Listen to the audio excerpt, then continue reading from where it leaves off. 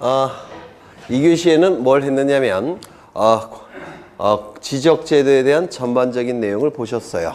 1교시에는 공시법령에 관한 전반적인 내용을 보셨고 2교시는 지적제도에 관한 전반적인 내용을 보셨고 이번에는 등기제도에 관한 전반적인 내용을 전반적이라기보다는 골격이 되는 부분을 보실 거예요. 등기법의 골격이 되는 부분.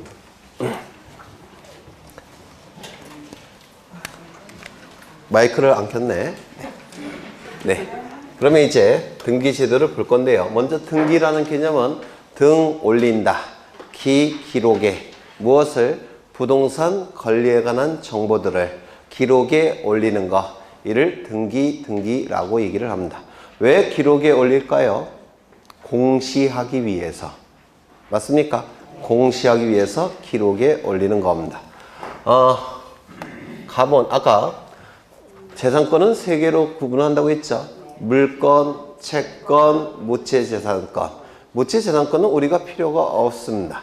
그렇죠? 그래서 물권과 채권을 얘기하는데 이 부동산 권리에 관한 정보라고 했으니까 부동산 물권에 관한 정보와 부동산 채권에 관한 정보를 얘기할 겁니다. 이거 이해가 되실까요? 이 중에서 기본은 물권이에요. 부동산 물권. 그렇죠? 그럼 이 물권의 개념이 뭐냐면 답은 다 민법에서 하실 겁니다. 이 물건을 직접 지배해서 이익을 얻을 수 있다면 이 값은 이 물건에 대해서 권리가 있다라고 얘기합니다. 직접 지배해서 이익을 얻을 수 있을 때 값은 물건에 대한 권리가 있다라고 얘기합니다. 또한 값이 이 물건을 독점적으로 지배해서 이익을 얻을 수 있을 때도 물건에 대한 권리가 있다라고 해요. 세 번째, 배타적으로 지배해서 이익을 얻을 수 있을 때도 물건에 대한 권리가 있다라고 얘기합니다. 그래서 사람이 물건을 직접 독점적 배타적으로 지배해서 이익을 얻을 수 있을 때 이때 이 값은 이 물건에 대한 권리가 있다라고 얘기합니다. 물권이라고 불러요. 근데 이 물권이라는 권리는 점유권과 본권으로 나누게 돼요. 나중에 민법에서 하실 거예요. 그래서 여기서 본권이라는 건 뭐냐면 본래의 물권이라는 뜻인데 본권, 본래 물권이라는 뜻인데 여기 캔의 의미가 뭐뭐 할 수 있다 이런 뜻이죠. 그래서 할 수 있다. 캔의 의미가 있으면 본래의 물권, 본권. 캔의 의미가 없을 때 그때는 사실상의 지배권이라고 해서 점유권 이렇게 얘기를 합니다. 근데 점유권은 등기와 관련이 없어요. 등기와 관련이 있는 것은 본권입니다. 본권. 사람이 물건을 직접 독점적 배타적으로 지배해서 이익을 얻을 수 있을 때 이게 바로 본권, 물권 얘기하는 겁니다. 요게.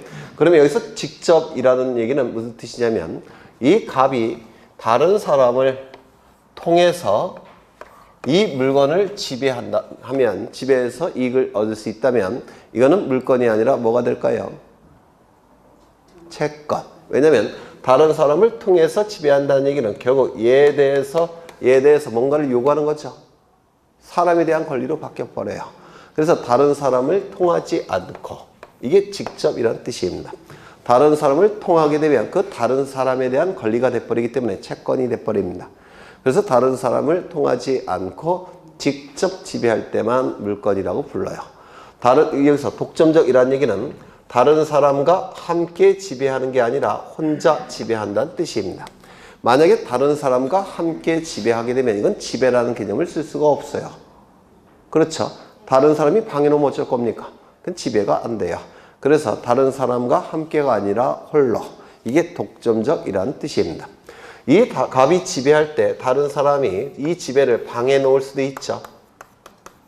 그러면 이 다른 사람을 배척할 수 있어야 됩니다. 그래야지만 지배라는 문구를 쓸 수가 있어요. 그래서 이게 배타적이라는 뜻입니다. 타인을 배척해서. 그래서 사람이 물건을 직접 독점적 배타적으로 지배해서 이익을 얻을 수 있을 때 본권, 즉 물권이 있다 이렇게 얘기를 합니다. 이 물권이라는 권리는 이렇게 강력한 내용으로 구성된 굉장히 강한 권리예요. 따라서 이 물권은 이렇게 강력한 내용으로 구성되어 있기 때문에 이 물건에 관한 정보들을 다른 사람에게 미리 알려야 됩니다. 그래야지만 다른 사람이 침해하지 않기 때문에 그렇습니다. 다른 사람이 가백에 물건이 있다는 사실을 모를 수도 있죠. 그렇다 보면 침해할 수도 있는 거 아닙니까? 모르니까. 그래서 미리 알려야 된다는 겁니다. 침해하지 말라고. 이를 공시한다 이렇게 얘기를 합니다. 공시해야 돼요. 그러면 공시하는 방법이 있을 텐데 공시하는 방법. 이 공시하는 방법은 이 물건에 따라서 달라집니다. 물건에 대해서. 이 물건이 동산일 때는 동산은 아까 뭐라고 했습니까? 움직이는 재산. 움직이는 건 전부 다 동산이에요. 의 동산일 때는 공시 방법은 점유하는 겁니다. 이렇게 가지고 있는 거 소지한다라고 얘기하죠. 민법에서. 이게 동산의 공시 방법입니다. 그런데 이 부동산은 굉장히 고가이기 때문에 점유가 공시 방법이 아닙니다. 이는 기록에 올려야 되는 겁니다. 기록에 올리는 거. 그래서 부동산의 공시 방법은 등기라는 겁니다. 그래서 부동산 등기, 부동산 공시 방법 같은 뜻이에요. 부동산 등기, 부동산 공시 방법 같은 뜻으로 사용이 됩니다. 이때 이 정보는 민법에서 변동을 의미합니다. 변동. 민법에서 혹시 아셨습니까? 변동, 권리 변동. 권리의 발생, 변경, 소멸을 권리 변동이라고 불러요. 그런데 우리 등기법에서는 이거를 좀 더 구체화시킵니다. 민법에서는 발생, 변경, 소멸을 의미해요.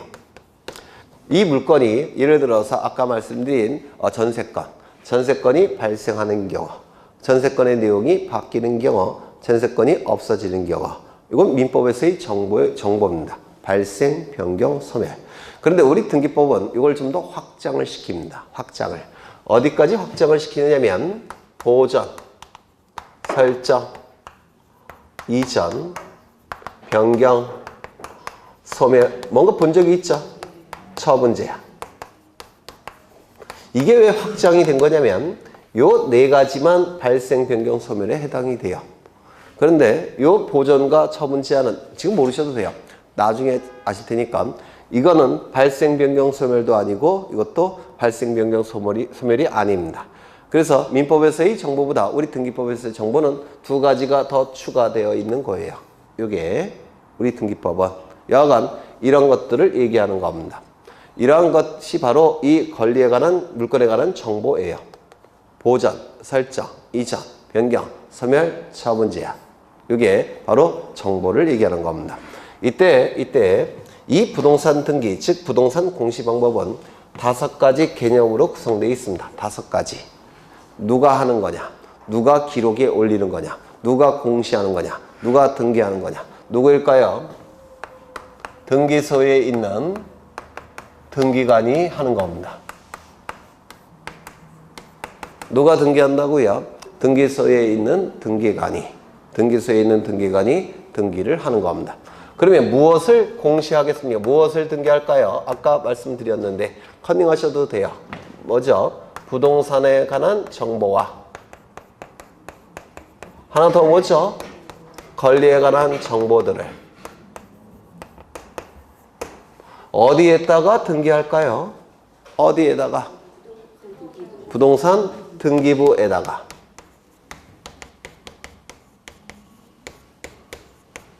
어떻게 등기할까요? 등기법이 정하는 절차에 따라서.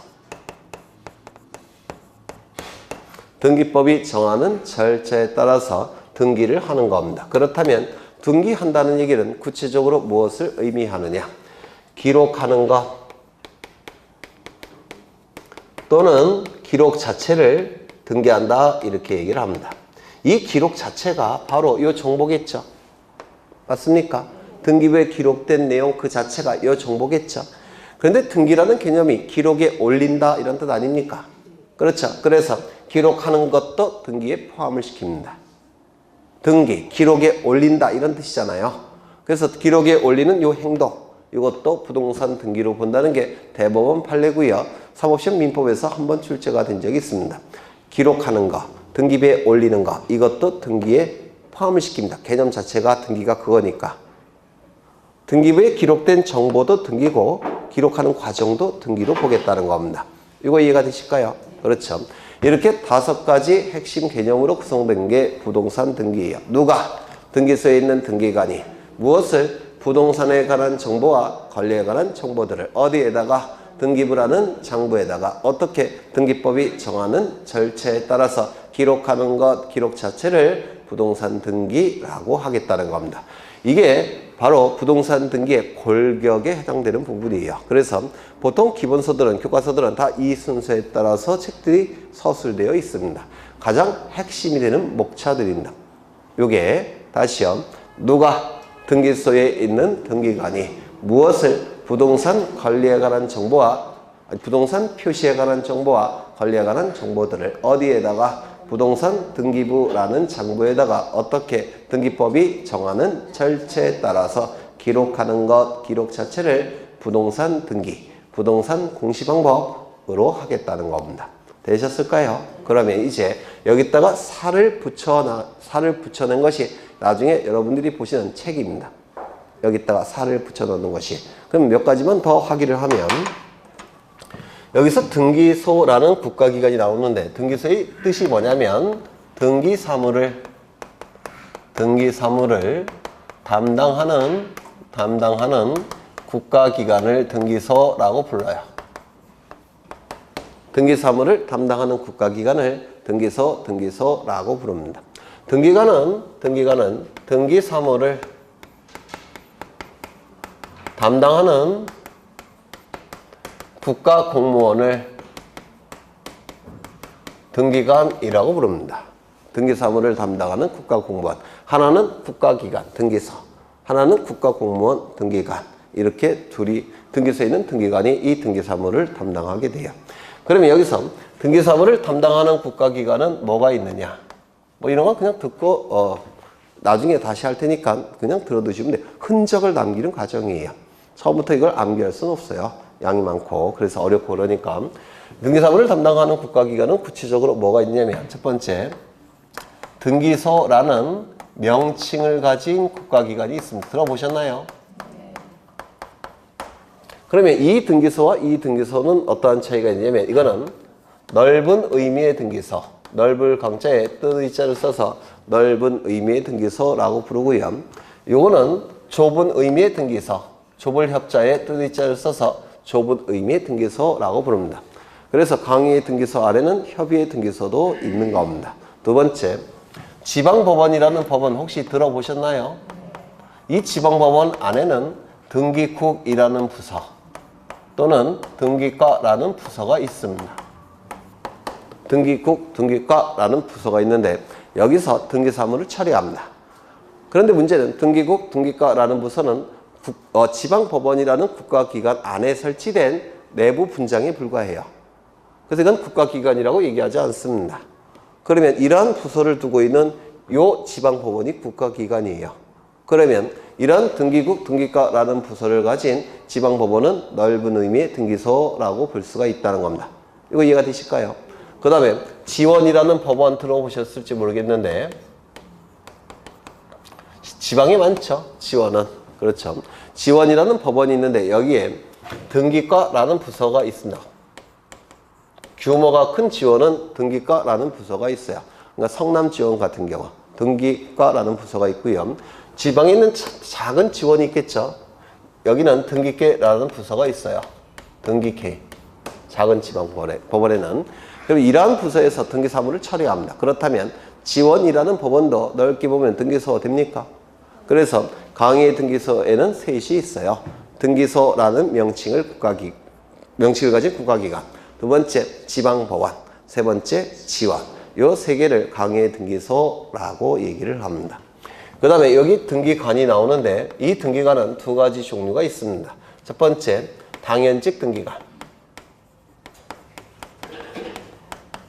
또는 자동 등기관이라고도 부르는데 자동적으로 등기관이 된다고 해서 자동 등기관이라고도 부르는데 누구냐면 소장님, 국장님, 과장님, 계장님 이러한 양반들은 그 직위에 보직 발령을 받게 되면 당연히 등기관이 돼요. 자동적으로 등기관이 됩니다. 그래서 소장님, 국장님, 과장님, 계장님을 당연직 등기관 또는 자동 등기관이라고 불러요. 두 번째, 지정직 등기관이 있습니다. 이 지정직 등기관을 이걸 생략해서 보통 등기관이라고 부르는데 누군가 지정해 줘야 되겠죠. 맞습니까? 누구 중에서 지정하겠습니까? 법원 공무원 중에서 지정이 되겠죠. 그렇죠. 이 지정직 등기관은 4거, 5거, 6거, 7거 법원 공무원 중에서 지방법원장이나 또는 지원장이 등기관으로 지정한 자, 이 자를 지정직 등기관이라고 부르는데요. 누가 지정하는지 이걸 가끔 물어봅니다. 누가 대법원장도 아니고 법원행정처장도 아니고 누굽니까? 지방법원장 또는 지원장이 지정권자예요. 이거는 법원 서기관, 등기사무관, 등기주사, 등기주사보라고 부릅니다. 이러한 법원 공무원 중에서 지방법원장이나 지원장이 등기관으로 지정한 자, 그 자를 지정직 등기관 또는 지정직을 생략하고 등기관이라고 불러요. 그 다음에 이거는 아까 보셨죠? 이거 부동산에 관한 정보, 부동산이 두 개니까 둘로 나눈다고 했죠? 어떻게 나눴습니까? 건물의 표시, 컨닝하셔도 돼요. 또 하나는 토지 표시. 건물의 표시는 뭐가 있었죠? 소, 지, 종, 구, 면. 소는 소재지, 지는 대지, 지번. 그 다음에 종은 종류, 구조, 면적. 토지의 표시는 뭐가 있었습니까? 소, 지, 면. 소는요, 소재, 지는 지번, 지는 지모, 면은 면적. 소, 지, 종, 구, 면. 소, 지, 면.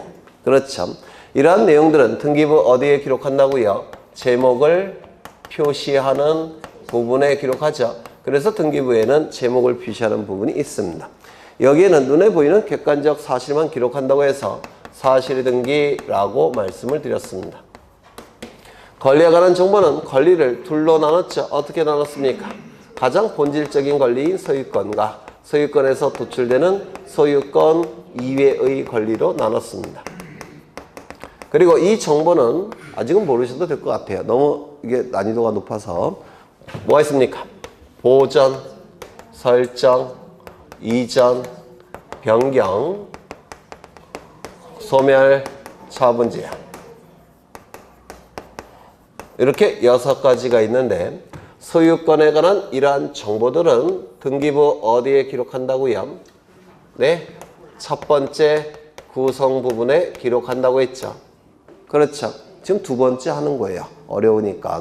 그러면 구체적으로는 소유권 보전, 소유권 이전, 소유권 변경, 소유권 소멸, 소유권 처분 제한을 의미하는 겁니다.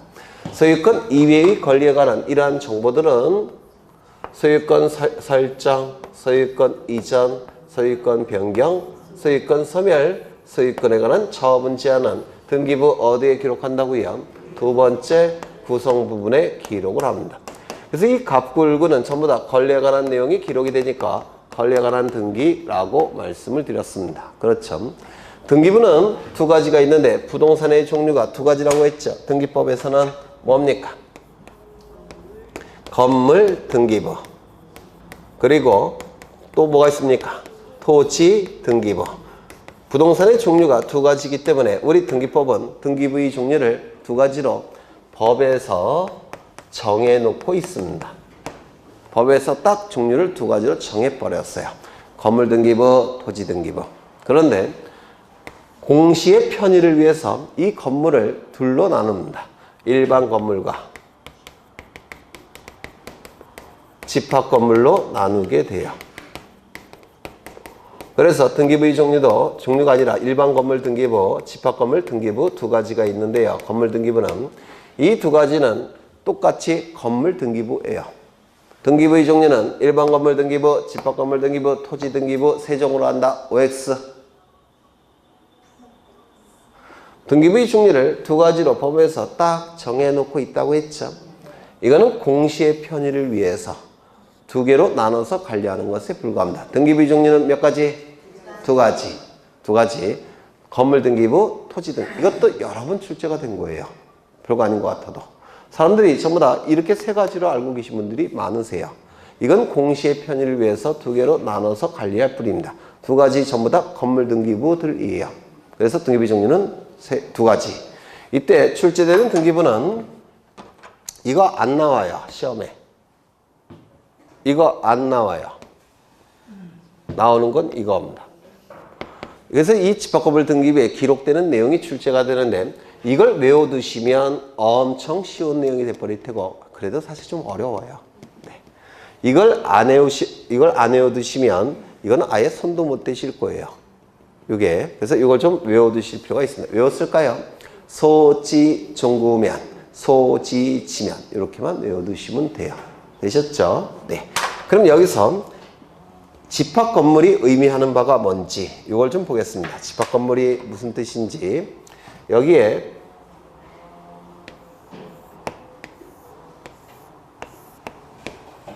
아파트가 한 동 들어서 있고요. 여기 아파트가 들어서 있는 땅이 있습니다. 이 땅을 뭐라고 부르냐면 건물의 기초가 되는 토지라고 해서 대지라고 부릅니다. 건물의 기초가 되는 토지, 대지. 여기는 4위 아파트고요. 1001동 건물입니다. 그리고 여기는 101호, 202호, 303호쯤 될 겁니다. 되셨을까요? 그렇죠. 이때 1001동 요 한 동의 건물이 몇 개로 구분되어 있습니까? 9개로. 맞습니까? 이 구분된 요 하나를 구분 건물이라고 불러요. 법률 용어로. 한 동을 9개로 구분되어 있고 구분된 하나를 구분 건물이라고 부르고 이 구분 건물의 소유자를 구분 소유권자라고 부릅니다. 법률 용어로. 구분 소유권자. 그 다음에 이 9개의 구분된 건물이 1001동에 집합되어 있습니다. 맞습니까? 따라서 1001동을 얘기할 때는 뭐라고 부를까요?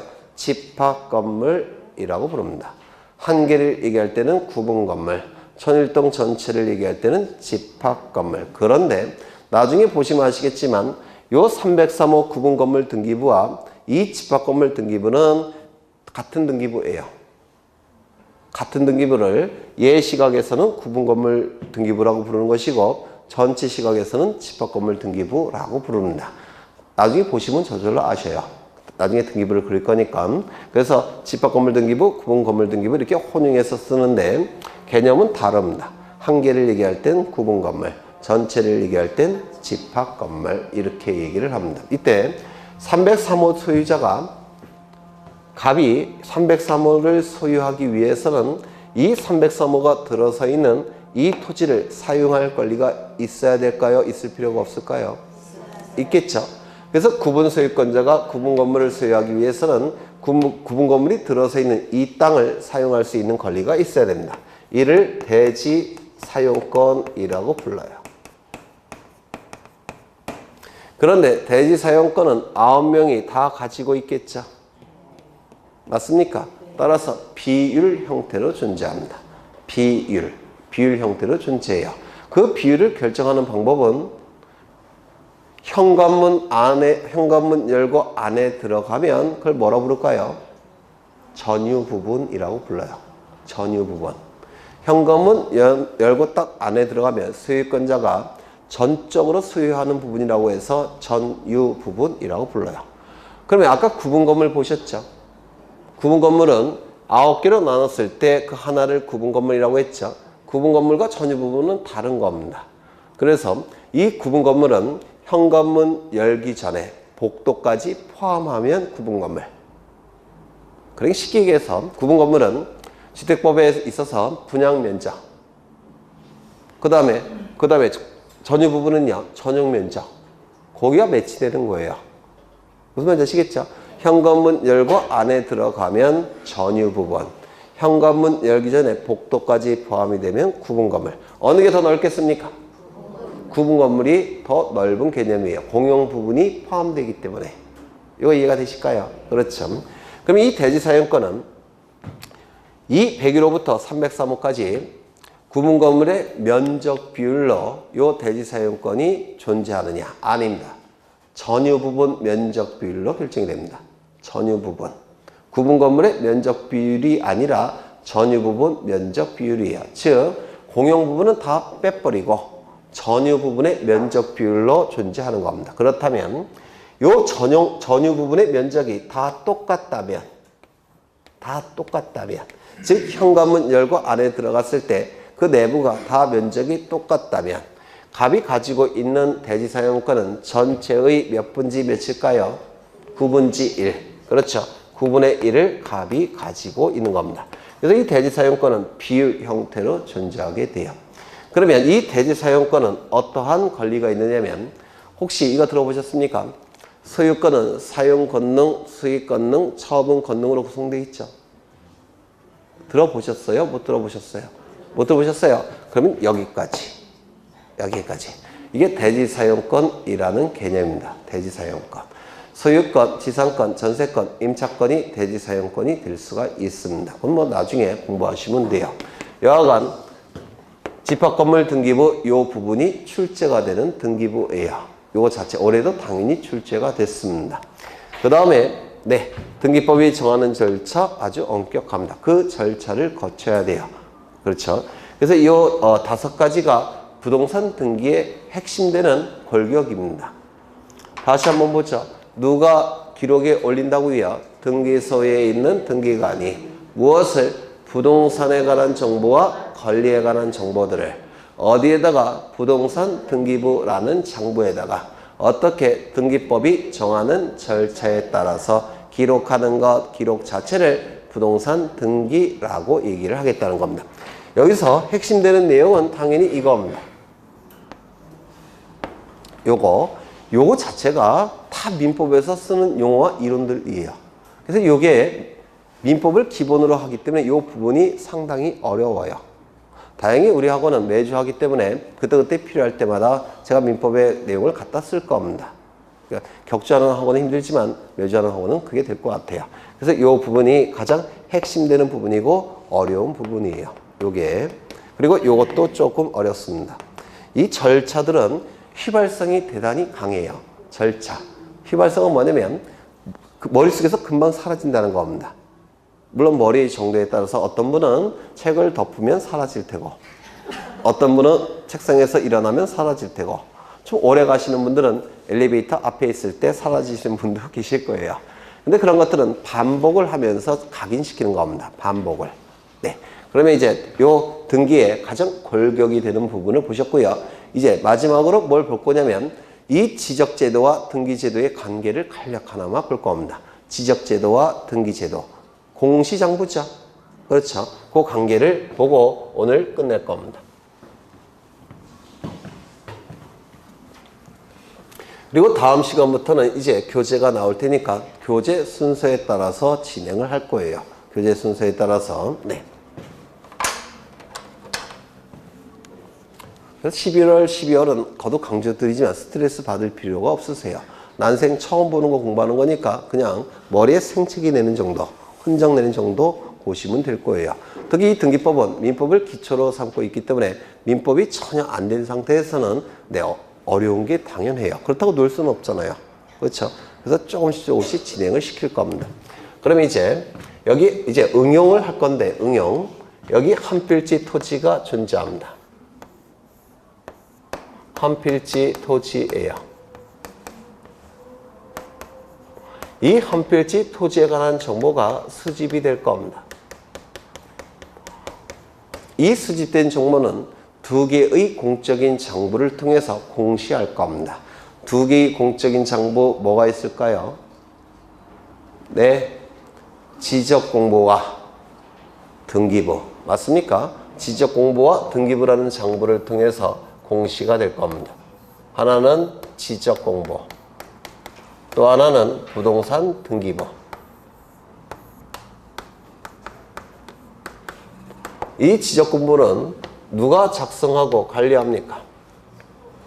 지적소관청이. 그렇죠. 지적소관청이 작성하고 관리합니다.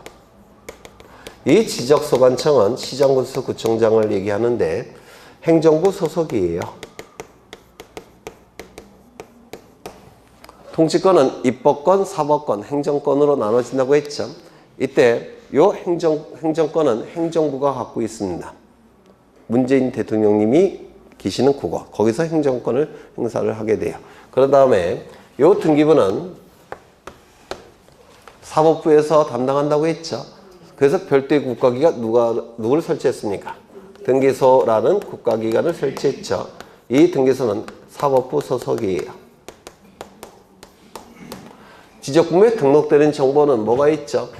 토지의 표시, 구체적으로는 소, 지, 지, 면, 경, 좌표.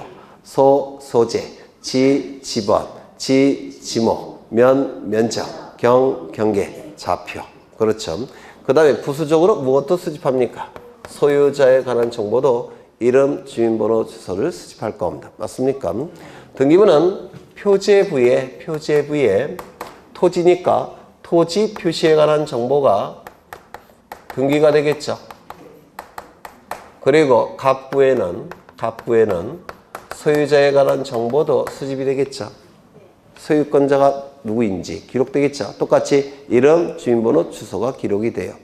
이름, 주민번호, 주소. 그러면 이때 토지의 표시는 뭐가 있었죠? 소재, 지번, 지목, 면적. 맞습니까? 이 토지도 요 토지고 요 토지도 요 토지죠.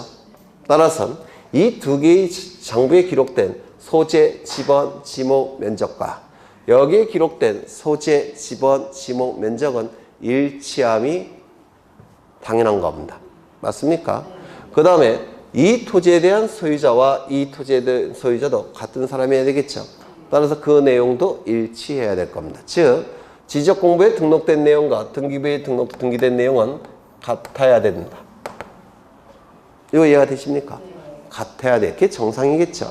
그런데 소속이 다르다는 겁니다. 소속이 다르다 보니까 가끔은 일치하지 않을 때도 있을 수가 있다는 겁니다. 일치하지 않을 때도. 이때 등기부에 토지의 표시가 일치하지 않아야 할 때도 가끔은 발생해요. 그 다음에 소유자에 관한 내용이 일치하지 아니할 때도 가끔은 발생합니다. 그럴 수 있겠죠. 사람이 하는 거니까. 그렇죠. 일치하지 아니할 때는 무엇을 기준으로 무엇을 바꿔줘야 되느냐. 이게 문제가 된 겁니다. 무엇을 기준으로 무엇을 바꿔줘야 되느냐. 이 지적공부는 무엇을 주로 공시하기 위한 장부입니까? 이거.